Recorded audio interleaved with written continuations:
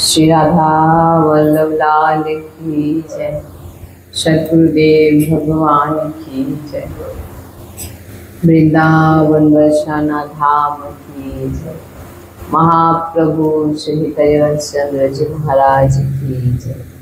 श्री यमुना रसरानी की जय। समस्त सहचरी वृंद की जय। जय जय श्री राधे श्याम। जय जय श्री राधे श्याम। जय जय श्री राधे श्याम। जय जय श्री हरिवंश। श्री हरिवंश।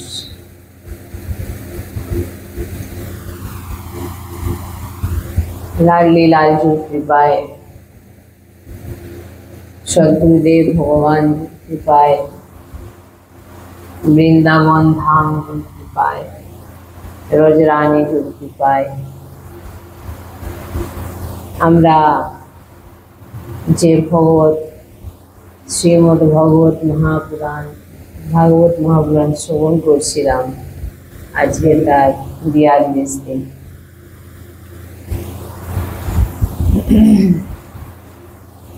আমরা এই ভাগবত শুনছি, ভাগবতের সমস্ত যে লীলা রহস্য শ্রবণ পান করছি। ভগবানের অপার কৃপা, তাই আমরা এই লীলা শ্রবণ করছি। নয়তো এই লোকের নাম হচ্ছে মৃত্যুলোক, আর কালরূপী কষাই আমাদের বেঁধে রেখেছে। হ্যাঁ, আর আমরা বেঁধে গেছি। আমরা নানা প্রকার শব্দ, রস, রূপ, স্পর্শ, গন্ধ রূপী বিষয়কে আমরা ভোগ বানিয়ে নিয়েছি। সামনে দেখছি সে মরে গেল, একটু সময়ের জন্য ব্যাকুল হলাম, তারপরে আবার ভোগে লেগে গেল, ভুলেই গেলাম। মৃত্যু লোকে আছো, এখানে মজ মস্তি করে নিচ্ছ। বলছেন আরে বোঝো, সবাইকে বলছেন বোঝো বোঝো, মৃত্যুর শিকার তোমাকেও একদিন হতে হবে। এটা মনোরঞ্জনের সময় নয়। যখন আমরা এই জিনিসটা ভাবি, মানে আমরা এই জিনিসটাই ভাবি যে আমারও একদিন এই দিন একদিন আসবে, আমরা এটা ভাবি না। কিন্তু এটাই যেদিন ভেবে যে ভাববে এই জিনিসটাকে নিয়ে, যে মৃত্যু যখন আসবে সেটা যেন আমার সফল হয়। সে সফল কিরকম না, ভাগবত শুনে, সৎসঙ্গ শুনে, ভগবানের চিন্তন করতে করতে যখন মৃত্যু হবে, সেটাই সফল মৃত্যু। তো কেমন ভগবানের মায়া দেখুন, যে আপনাকে বেঁধে দেওয়া হয়েছে শরীরে, বলছেন মুক্ত হয়ে যাও। এই দেহ তোমাকে একদিন তোমার সঙ্গ দেবে না। দেখুন না, আপনার সঙ্গ দিচ্ছে। সকালেও ভালো ছিল, দুপুর হয়নি, বা দুপুরবেলা খেতে বসেছে, খেয়েওছে, তারপরে দেখো হট করে তার স্ট্রোক হয়ে গেছে, বা হয়তো যে কোনো কারণে তার মানে দুপুরে যেন মারা গেল। বেঁচে ছিল লোকটা, কেউ বুঝতেই পারছিল না যে সে একদিন মরে যাবে, ভাবেও নি, কিন্তু দেখুন মরে গেল। মানে এই মায়ার খেলা। এই জন্য বলছেন মৃত্যু লোকে এসেছো, তোমাকে তোমারও একদিন মৃত্যু হবেই। 84 লক্ষ জনি যা ভগবানের সংকল্পে রচনা করা হয়েছে, 84 লক্ষ জনি। তার মধ্যে একটাই দোয়ার বেরোনোর, অনেক বড় গেম এটা। বেরোনোর রাস্তা নেই। 84 লক্ষ জনের মধ্যে ঘুরপাক খাচ্ছে। বলছেন 84,99,999টি গড়। হ্যাঁ, যার মধ্যে কেবল ভোগ, আর ভোগ করতে হবে। বেরোনোর রাস্তা নেই, ভোগ করো, কিন্তু বেরোনোর রাস্তা নেই। 83,99,999টি ঘর, বেরোনোর রাস্তা নেই। এই হচ্ছে গেম, এটা হচ্ছে খেলা, ভগবানের খেলা। মুক্ত হওয়ার সুযোগ দেওয়া হয়েছে আপনাকে। কিভাবে সুযোগ দেওয়া হয়েছে বলবেন? বেরোনোর তো ভুল হলে ইয়ার মতো, বেরোনোর তো রাস্তা নেই। ভোগ দিয়েছেন, ভোগে ভোগ শেষ হলো, মারা গেলেন, আবার একটা ঘরে দিয়ে দেওয়া হলো, আবার একটা ঘরে দিয়ে দেওয়া হলো। বলছেন মুক্ত হওয়ার সুযোগ আছে, বেরোনোর সুযোগ আছে। কি না, মনুষ্য শরীর প্রাপ্ত হয়ে গেছে। মনুষ্য শরীর যখন প্রাপ্ত হয়ে গেছে, এবারে পালাও। এবারে তোমার কিন্তু তোমাকে এই গেম থেকে বেরোনোর রাস্তা কিন্তু তোমাকে সুযোগ দেওয়া হয়ে গেছে।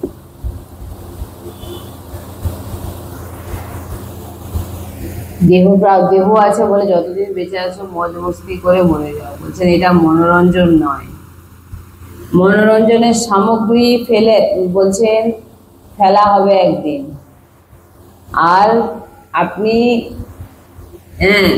আপনার সময় মনোরঞ্জনে দিয়ে দিচ্ছেন, আপনি ভুলেও যাচ্ছেন যে আপনার হাত থেকে একটা অনেক বড় সুযোগ বেরিয়ে চলে যাচ্ছে, আপনি বুঝতেও পারছেন না।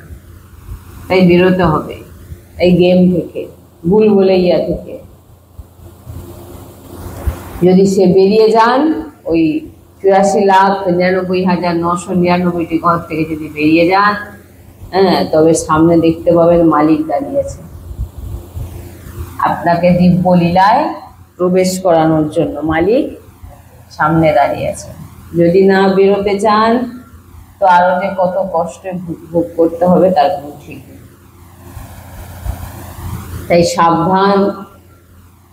এইটাই তো কেন যে কেউ বুঝতে পারে না, এটাই শুধু ভাবনার বিষয়, এটাই বুঝতে পারে না মানুষ।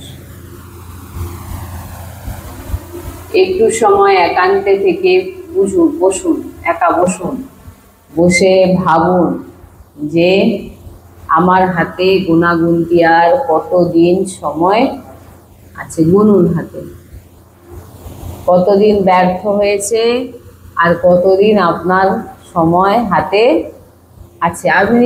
আপনি একান্তে বসুন, একা থাকুন একটা জায়গায়, যে বসে ভাবুন আপনার হাতে আর কতদিন সময় আছে। ভাবুন, আমরা এই জিনিসটা ভাবি না যে আর কতটা সময় হাতে আছে।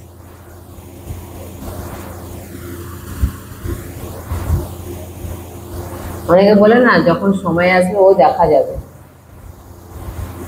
কিছু নেই, সব স্বপ্ন, সবই স্বপ্ন দেখছি আমরা। বলছেন পালাও প্রিয়া প্রিয়তমের দিকে, না হলে আপনার জন্য প্রচুর ভোগ বিলাসের ঘর তৈরি হয়ে আছে। বিভিন্ন জনি, কুকুর, ছাগল, বিড়াল, মাছ আদি বহু কীট পতঙ্গ, বহু রকম জনি প্রাপ্ত হয়ে আছে। বহু রকম জনি মানে একটি ঘর। হ্যাঁ হয়ে গেল, হ্যাঁ এইভাবে সে তো তাও কর্মফল ভোগ করে। মনুষ্য জন্ম আপনাকে দিয়েছে, অনেক বড় সুযোগ আপনাকে দেওয়া হয়েছে, অনেক বড় সুযোগ দেওয়া হয়েছে। সন্তজন, মহাপ্রভুজন, ভগবানের যে নিজজন, তিনারা বলছেন তুমি যে বিষয়ের দিকে যাচ্ছ তুমি নিজেকে ওই খেলাতে ফাঁসিয়ে দিচ্ছ। তুমি যে বিষয় বাসনার দিকে চলে যাচ্ছ, তুমি নিজেকে, বিষয় বাসনা মানে খাবো দাবো ভালো থাকবো, এটা ভাবাটা খারাপ নয়। আমি বলছি না যে নিজেকে ভালো রাখা, ভালো থাকা এটা খারাপ না। এর সঙ্গে তোমার উদ্দেশ্যটাকে ঠিক করতে হবে। আপনার উদ্দেশ্যটা কি সেটাকে আপনাকে ঠিক রাখতে হবে। আমি ভগবত প্রাপ্তি করতে চাই, আমি ভগবানের জন্য ভালো থাকতে চাই, ভগবানের জন্য বাঁচতে চাই, ভগবানের জন্য সবকিছু। কিন্তু আমাদের মধ্যে ভগবানের জন্য করার কিন্তু ইচ্ছে নেই।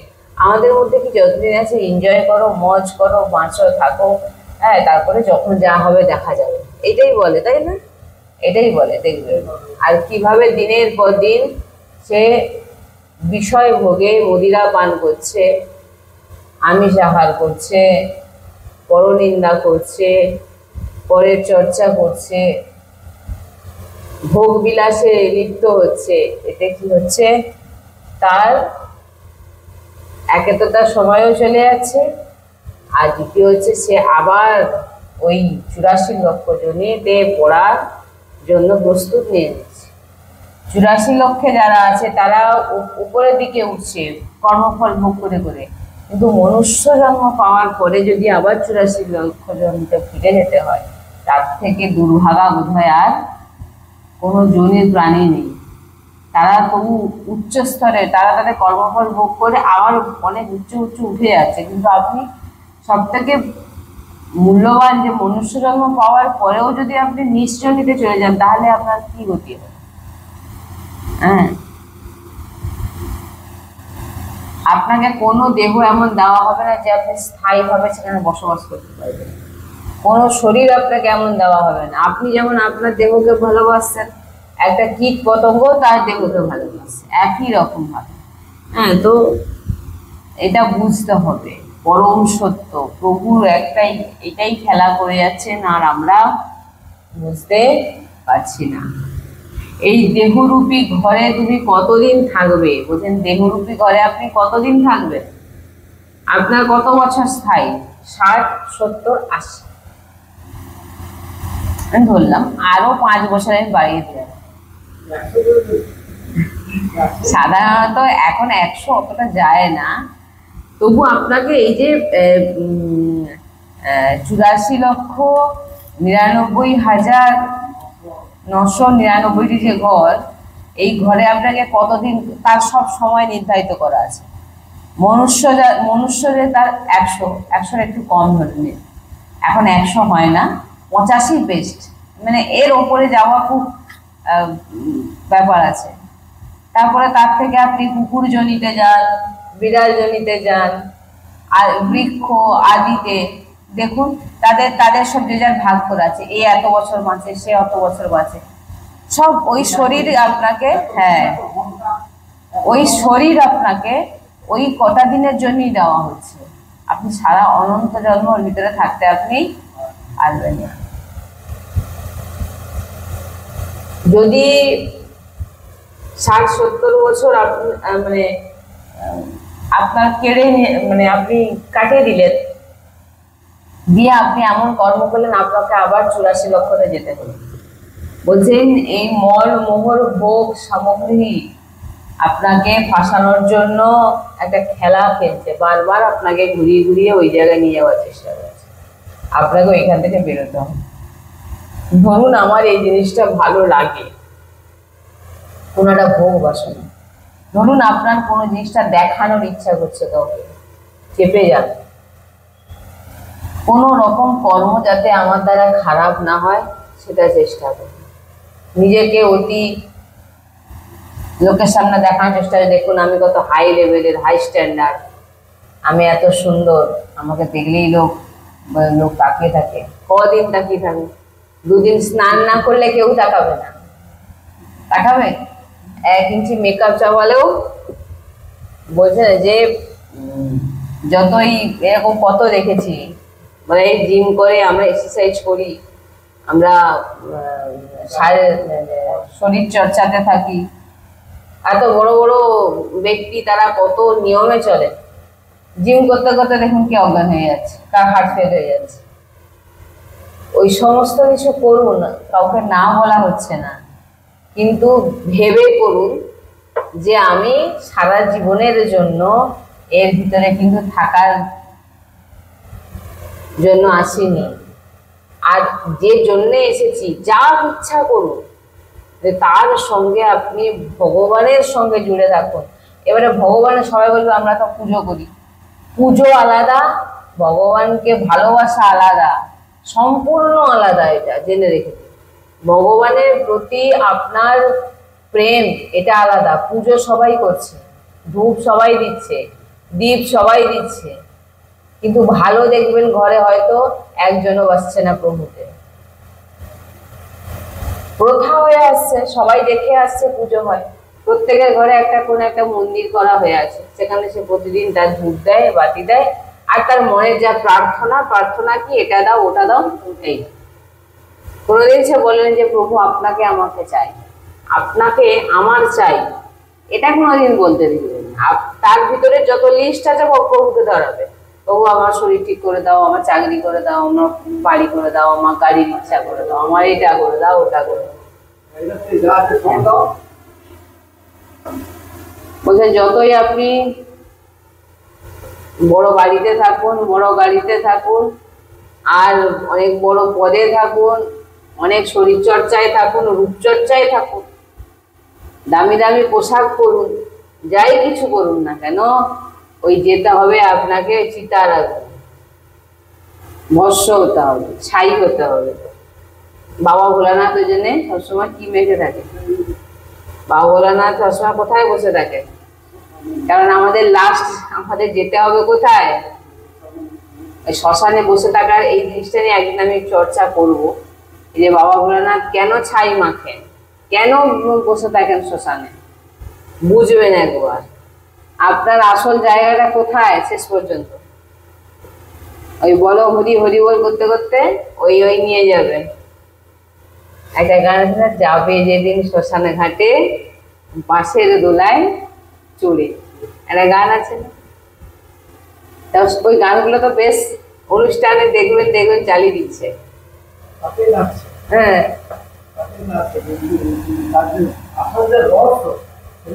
হ্যাঁ, ওইটা চালিয়ে দিচ্ছে, শুনছে, সবই শুনছে, কিন্তু ভিতরে আর ঢুকছে না।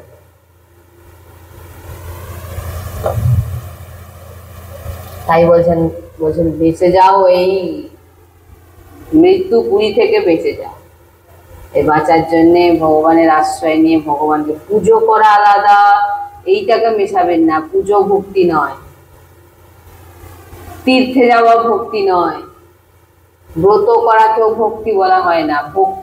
ভক্তির পরাকাষ্ঠা অনেক উচ্চ, যেটা সৎসঙ্গে বলা হয়, ভাগবতে বলা হয়। আমি মাখানি এসে দিয়ে দিয়েছি, আমি ফুল এনে দিয়ে দিয়েছি, আমি প্রভুকে এটা এনে দিয়ে দিয়েছি। তুমি শোনাচ্ছ মানেই তো তোমার ভিতরে সূক্ষ্ম রূপে অহংকার বিরাজমান। তুমি শোনাচ্ছ কেন? তোমার প্রভু নিজের বাচ্চার যত্ন কেউ নিলে লোককে শোনায়? শোনায় কি? তা আমি আমার মালিকের যদি সেবা করি, সেটা আমাকে শোনাতে হবে কেন? বাইরে যে আমি এটা করি, আমি ওটা করি, কেউ দেখলে বুঝতে পারবে না দেখো বাচ্চাটাকে একটু পরিষ্কার পরিচ্ছন্ন রেখেছে। আর কারোর বাচ্চা দেখবেন নোংরা হয়ে ঘুরছে, ওর বাচ্চাটাকে একটু পরিষ্কার করিস নি না। যে যা ঠাকুর, ঘরে যে ঠাকুরজি বিরাজমান, আপনাকে বলতে হবে কেন? কারো যদি দৃষ্টি থাকে, সে দেখলেই বুঝতে পারবে যে সে কি পরিমাণে তার ঠাকুরজিকে ভালোবাসে। সেই পরিষ্কার পরিচ্ছন্ন ঠাকুরজি, নতুন বস্ত্র আদি ইত্যাদি দেখলেই, মানে গুছানো সাজানো দেখলেই সবাই বুঝতে পারবে যে সে ঠাকুরজিকে কতটা ভালোবাসে। আর এক একজনের দেখবেন ধুলো পড়ে গেছে, মুকুট কালো পড়ে গেছে, ঠাকুরজি কালো পড়ে গেছে, কোন রকম ধূপ দিয়ে, হ্যাঁ, ঠাকুরজি অপরিষ্কার হয়ে বসে আছে। প্রতিদিন কিনা আমরা পুজো করি, 10 টাকার ফুল নিয়েছে দিয়ে দিলাম। প্রভু কি বলছেন? পত্রং পুষ্পং ফলং, যে তোমার অর্থ নেই, ঠিক আছে, তুমি একটা তুলসী পাতা দিচ্ছ, ঠিক আছে, তার মধ্যে ভাব থাকা উচিত। এই নয় যে রেখেছি বলে ওই 10 টাকা ফুল এনে দিয়ে দিলাম, এই আমার ভক্তি হয়ে গেল, এবার আমাকে সব দাও। 10 টাকা দিয়ে এবারে বলবো এটা দাও, ওটা দাও, সেটা দাও। নিজেদের বেলা হাজার হাজার টাকার পোশাক, আর ভগবানের বেলা সব থেকে কম দামি, যেটা একদম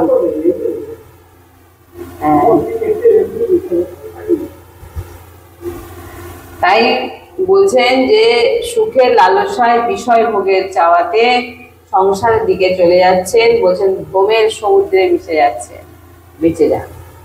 তাই বলছেন, তাই ভাগবত আমাদেরকে বারবার বলছেন, ভগবানের প্রত্যেকটা লীলার মধ্যে আমরা শুনছি ভগবান আমাদের বলছেন, তোমরা এই মায়া রূপী যে মায়া যে আমাদের ঘিরে ধরেছে, সেখান থেকে তোমরা আমার এই কথা শুনে, আমার এই চর্চা শুনে, সৎসঙ্গ শুনে, সাধু সন্তের সঙ্গ করে তোমরা বেরিয়ে আসো, ওই গেম থেকে বেরিয়ে আসো, মায়াজাল থেকে বেরিয়ে আসো। তাই এই ভাগবত আমাদেরকে বারবার প্রত্যেকটা প্রভুর লীলাতে আমাদের প্রভু বলছেন যে তোমরা মায়ার এই যে চক্রান্ত, এই যে আপনাকে ভ্রমিত করছেন, এগুলো থেকে বেরিয়ে আসুন। আমরা শুনেছিলাম ভগবানের অষ্টপটরানীর চর্চা। ভগবানের মুখ্য যে অষ্টপটরানী, হ্যাঁ, আটজন যে ভগবানের মুখ্য, সেই মুখ্য পটরানীর নাম আমরা কালকে শ্রবণ করেছিলাম। তবু আর একবার শুনে নেব। মুখ্য পটরানী রুক্মিণী, সত্যভামা, সত্যা, কালিন্দী, মিত্রবৃন্দা, হ্যাঁ, জাম্ববতী, ভদ্রা, আর হচ্ছে নগ্নমিত্রা, হ্যাঁ, নাগ্নজিতা।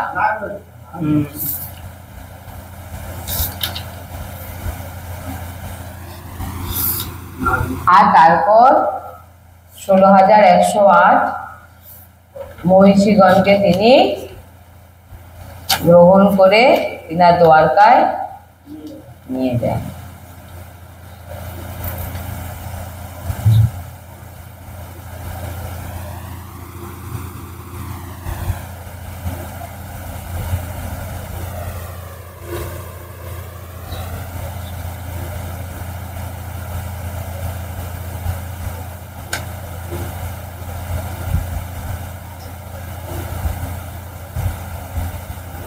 কোশল দেশের অধিপতি নগ্নজিতের কন্যা নাগ্নজিতি, কোশল রাজ পণ করেছিলেন যেসব যে একসঙ্গে যে 7টি বৃষকে মারতে পারবে তার সঙ্গে আমার কন্যাকে আমি বিবাহ দেব। শ্রীকৃষ্ণ নিজেকে 7 ভাগে বিভক্ত করে 7টি বিশ্বকে পরাস্ত করেছিলেন, করে নাগ্নজিতিকে তিনি বিবাহ করলেন। আর তারপরে হচ্ছে ভদ্রাকে তিনি বিবাহ করেছিলেন। হ্যাঁ, তারপর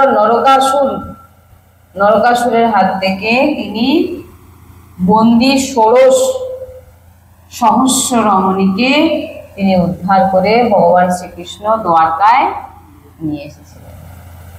এবারে তাহলে 16,108 ভগবানের বিবাহ।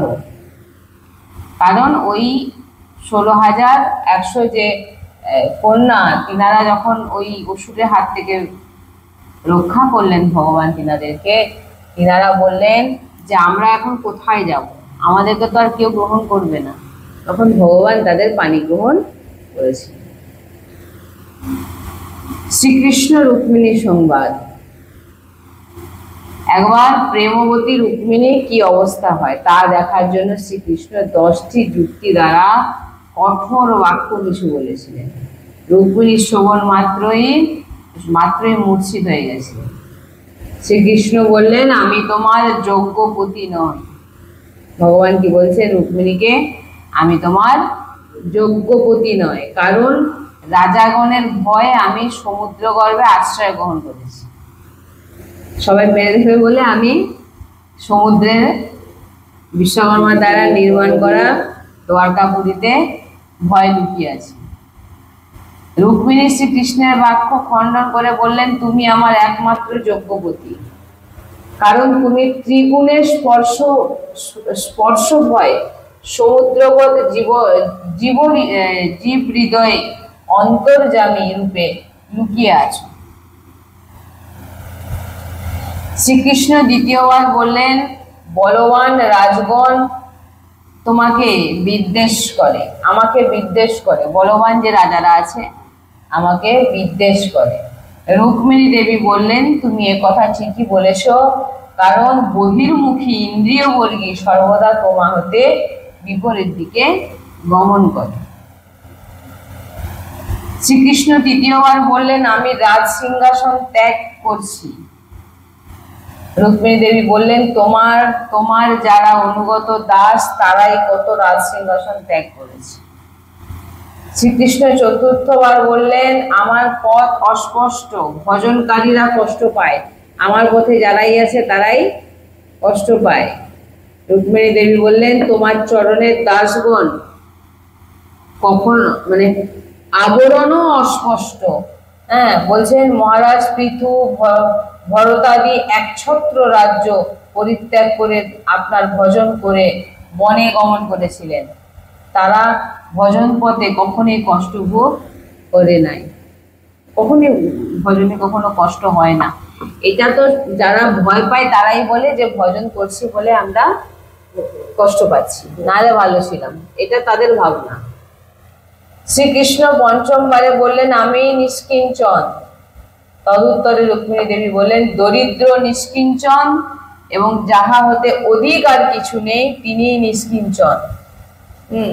শ্রীকৃষ্ণ ষষ্ঠবার বললেন আমি নিষ্কিঞ্চন প্রিয়। রুক্মিণী দেবী বললেন যাহারা নিষ্কাম ভক্ত তারাই নিষ্কিঞ্চন, তারাই তোমার প্রিয়। শ্রীকৃষ্ণ সপ্তমবারে বললেন ধনীরা আমার পুজো করে না। রুক্মিণী দেবী বললেন ধনীরা ঐশ্বর্যের অহংকারে অন্ধ থাকে, তাই তোমাকে চিনতে পারে। রুক্মিণী দেবী উত্তর দিচ্ছেন, ভগবান প্রশ্ন বলছেন। শ্রীকৃষ্ণ অষ্টম কথা বললেন আমার কার্য অলৌকিক। রুক্মিণী দেবী বললেন যাহারা তোমার ভক্ত তাদের কার্যও অলৌকিক। ভক্ত তিনার যে ভক্ত হন তিনারাও কিন্তু অলৌকিক হন। শ্রীকৃষ্ণ নবম কথা বললেন যে সকল কারণে আমি তোমার যোগ্যপতি নই, এই সকল কারণগুলোর জন্য যেগুলো বললেন আমি তোমার যোগ্য স্বামী নয়। রুক্মিণী দেবী বললেন উত্তরে এই সকল কারণেই তুমি আমার একমাত্র পতি হওয়ার যোগ্য, এই সকল কারণের জন্য। শ্রীকৃষ্ণ দশম কথা বললেন তুমি কোন শ্রেষ্ঠ ক্ষত্রিয় পুরুষকে পতিরূপে স্বীকার করো যাতে ইহলোকে পরলোকে তোমার অনেক উন্নতি হয়। তদুত্তরে রুক্মিণী দেবী বলেন হে মধুসূদন তুমি যে আমাকে নিজের যোগ্য অন্য কাহাকেও বরণ করতে বলছো, অন্য কাকে তুমি বরণ করতে বলছো? হ্যাঁ, সাম্বারের প্রতি আসক্তির ন্যায় কন্যাগণের বিবাহের পূর্বেও কোন পুরুষের প্রতি অনুরাগ জন্মাতে পারে? কোন প্রাজ্ঞ তাহাকে গ্রহণ করতে পারে না, তেমন কন্যা গ্রহণে পুরুষ ইহলোকে পরলোকে উভয় লোকেই পতিত হয়। শ্রী সুখদেব বললেন হে রাজন কৃষ্ণ প্রিয়গণ সংখ্যায় ১৬,১০০ জন যে পটরানী রুক্মিণী, সত্যভামা, জাম্ববতী, কালিন্দী, মিত্রবিন্দা, সত্য, ভদ্রা, লক্ষণা, ওই যার একটা নাম ওটা লক্ষণা। হ্যাঁ, লিখুন রুক্মিণী, সত্যভামা, জাম্ববতী, কালিন্দী, মিত্রবিন্দা, সত্যা, ভদ্রা, এটা যেটা ওই যে বললাম না ওইটা তো ওনার ডাক নাম হচ্ছে লক্ষণা ভগবান। হ্যাঁ, নগ্নাজিতা যে আছে ওটা লক্ষণা। কৃষ্ণ প্রিয়াগণ প্রত্যেকে 10 পুত্র ও 1টি কন্যার জননী। এই যে এত 16,108 যে পটরানী প্রত্যেকে 10টি করে পুত্র আর 1টি করে কন্যা। এবার হিসাব করুন কত বড় কৃষ্ণের পরিবার। পৌণ্ড্রক ও কাশীরাজ উদ্ধার। মূর্খ জনগণ বলছেন করুষ দেশের রাজা পৌণ্ড্রককে প্রসন্ন করিবার জন্য স্তুতি করে বললেন আপনি ভগবান বসুদেব আর জগৎ উদ্ধারের জন্য আপনি আবির্ভূত হয়েছেন। এই স্তুতি বাক্যকে সত্য জ্ঞান করে মূর্খ পৌণ্ড্রক নিজেকেই ভগবান বলে মনে করলেন। অচিন্ত গতি ভগবান শ্রীকৃষ্ণের লীলা ও রহস্য না জেনে যুদ্ধ করার জন্য দ্বারকায় তার কাছে দূত পাঠালেন। শ্রীকৃষ্ণ যুদ্ধ যোগের কথা শুনে পৌণ্ড্রকে মিত্র কাশীরাজ 3 অক্ষৌহিণী সেনার সহিত পৃষ্ঠরক্ষক হয়ে পশ্চাতে পশ্চাতে গমন করলেন। শ্রীকৃষ্ণ সুদর্শন চক্রের দ্বারা পৌণ্ড্রকের মস্তক ছেদন করলেন এবং কাশীরাজের মস্তক কাটিয়া কাশীপুরীর মধ্যে নিক্ষেপ করলেন। রাজপুত সুরক্ষিণ পিতৃহন্তার বিনাশ সংকল্পে মহাদেবের আরাধনা করে যজ্ঞ করলেন। যজ্ঞকুণ্ড হতে ভীষণ মহেশ্বরী কৃত্যা উত্থিত হয়ে দ্বারকাভিমুখে ধাবিত হলেন। কৃত্যাকে বিনাশের জন্য শ্রীকৃষ্ণের আদেশে সুদর্শন চক্র তাকে নষ্ট করলেন। এই হলো পৌন্ড্র ও কাশিরাজ উদ্ধার।